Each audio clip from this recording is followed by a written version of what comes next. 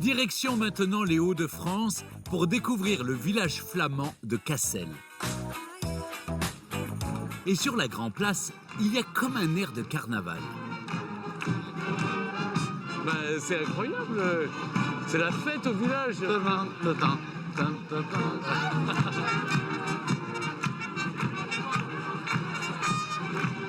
Alors Emmanuel, enchanté. on va aider le monsieur à la casquette. Welcome in France, Landren, Xidbin, Voriotosis, ce qui veut dire bienvenue. Bienvenue en Flandre. Le carnaval, normalement, on le sort 2 fois par an. C'est exceptionnel. Exceptionnel pour vous, Ah, normalement, c'est juste pour nous qu'on a sorti les géants. Alors comment ils s'appellent les géants? C'est heureuse, papa, et heureuse, maman. Bonjour, je suis un géant. Essaye de le lever. 2, 3, vas-y, lève. Ah, c'est lourd. Hors carnaval, si vous souhaitez saluer les géants de Cassel, sachez qu'ils sont exposés au musée de Flandre, situé sur la Grand Place. Je m'éloigne du tumulte pour aller découvrir l'un des plus jolis points de vue du village, le mont Cassel. Donc là, on domine tout Cassel. Ici, on est sur le toit des Flandres. Donc là, on est au sommet de l'Everest. Exactement. 7 voies romaines nous rejoignent en étoile. Et il y avait une Vierge noire qui protégeait toute la Flandre. Malgré son passé mouvementé, Cassel a su préserver le charme d'une ancienne bourgade médiévale. On sent ici une architecture extrêmement riche. Le passé était extrêmement riche de Cassel. Malheureusement, pendant la dernière guerre mondiale, les Allemands bombardaient Cassel. Ah oui, donc toute la partie nord a été reconstruite parce qu'elle a été bombardée. Par contre, toute la partie sud de Cassel, des très belles maisons, ce qu'on appelait beaucoup d'hôtels. Et alors, avec des vues incroyables, c'est-à-dire que derrière toutes ces façades, il y a de sublimes jardins. Et coup de chance pour moi, l'un des plus beaux jardins de Cassel appartient à mon guide du jour.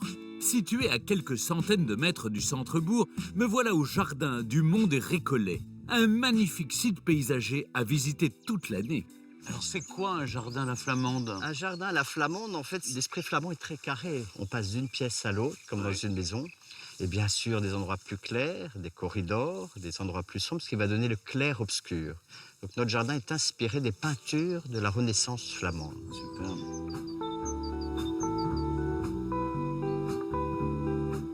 Oh, mais c'est magnifique. Je l'appelle jardin des berlingots. Qu'est-ce qui explique cette taille un peu en biseau comme ça? Le flamand, on oublie souvent, et ça a ce côté très rigoriste. Mais depuis de la bière, la joie de vivre, de la fête, le jardinier, au lieu de faire une toute droite sur la taille dans tous les sens, au lieu de faire une belle boule de conifères, ben non, pourquoi on ne se mettrait pas la tailler n'importe comment, comme ici, en forme de berlingot?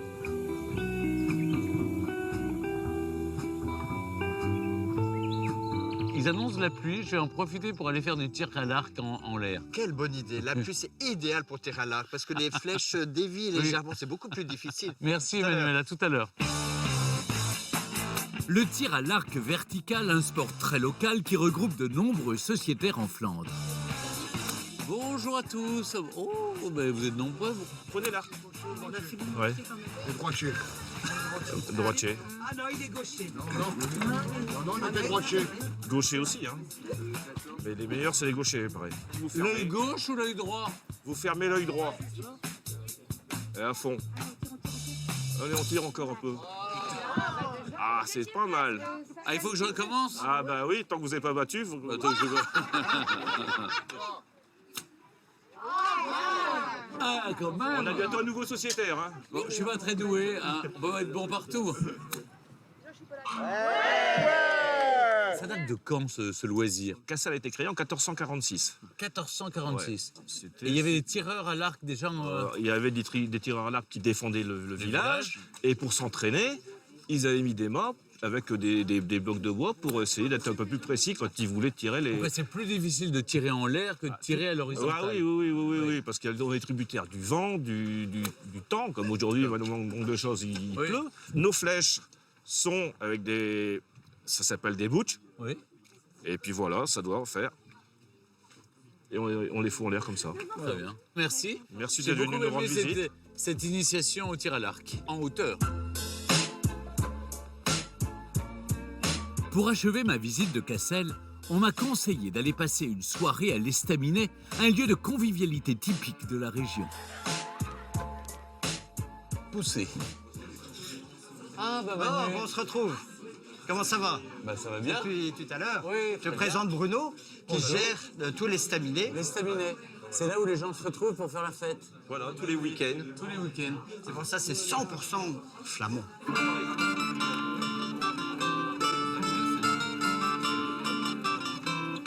Et alors, qu'est-ce qu'on mange en général dans les estaminets? Alors, le plus souvent, c'est la carbonade flamande.